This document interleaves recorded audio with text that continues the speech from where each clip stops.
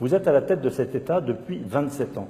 Comment est-ce qu'on peut expliquer la longévité presque éternelle d'un certain nombre de chefs d'État africains? On voit qu'en France, il y a du dégagisme, voilà, vous êtes arrivé au pouvoir à l'âge qu'a Macron aujourd'hui. Est-ce qu'on est président à vie quand on est président du Tchad, par exemple? Peut-être qu'il y a deux choses qu'il faut que s'explique cela. Arriver au pouvoir à 38 ans, peut-être ça donne aussi...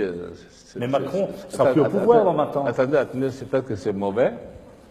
Peut-être que c'est mauvais. Cette longévité explique par cela.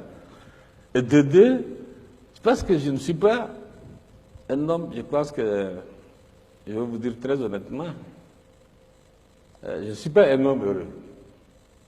Et je n'ai jamais été un homme heureux. Vous comprenez? Non. Pourquoi? Je ne suis pas un homme heureux, je n'ai jamais été un homme heureux parce que je n'ai pas eu une jeunesse comme tout le monde a eu sa jeunesse. Je n'ai pas eu, j'ai eu ma jeunesse dans la guerre, qui est passée dans une guerre. Et au sortir de la guerre, j'ai eu cette responsabilité. J'aurais souhaité moi-même, en 2002, m'arrêter, comme j'avais promis en son temps, au second mandat. Oui. C'est-à-dire, en 2006, je devrais céder, en fait, disons.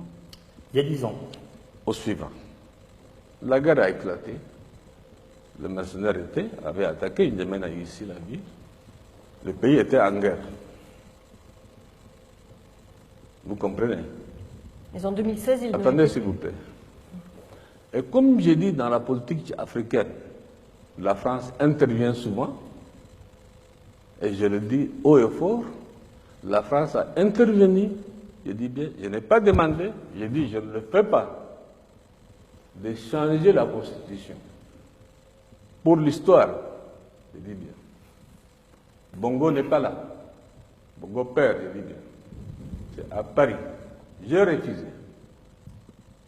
Et je n'ai pas fait la campagne.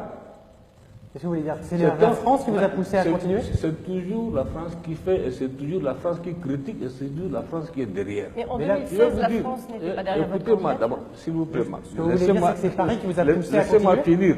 Laissez-moi finir. Quand, comment on appelle, ils appellent le constitutionnaliste qui est venu ici, je ne connais même pas son nom.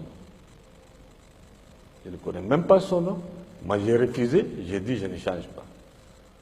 Ils ont passé par leur arcane, puisque l'Afrique, pour la France, il n'y a rien de, comment on appelle, de caché. C'est entre ses mains. Passer par les uns et les autres, ils ont changé la Constitution.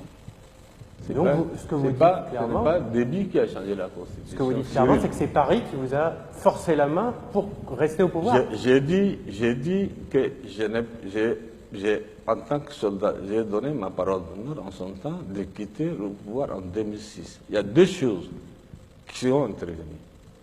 La guerre, évidemment. La deuxième, c'est la France. Qui vous a dit de continuer. Bien sûr. Et maintenant, aujourd'hui, ce sont ceux-là même qui ont changé la Constitution qui me critiquent.